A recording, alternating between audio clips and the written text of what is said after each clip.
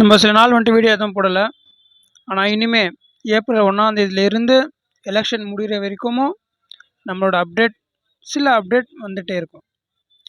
இப்போது எல்லா election start ஆகிடுச்சு, எல்லா பிரச்சாரம் ஸ்டார்ட் ஆகிடுச்சு, எல்லா பரபரப்பாக இருக்கும். ஆனால் இதில் மக்கள் மட்டும் தெளிவாக யோசிங்க. உங்கள் எதிர்காலம் மாறலாம். தெளிவாக யோசித்து நம்ம யாருக்கு ஓட்டு போடுறோம், எதனால் ஓட்டு போடுறோம், அவங்க என்ன பண்ணியிருக்காங்க, என்ன பண்ண போகிறாங்க, அந்த மாதிரி சில விஷயங்கள், பல விஷயங்கள் தெரிஞ்சு அறிஞ்சு ஓட்டு போடுங்க. இது உங்களுக்கு வந்துட்டு ரொம்ப ரொம்ப முக்கியமான ஓட்டு.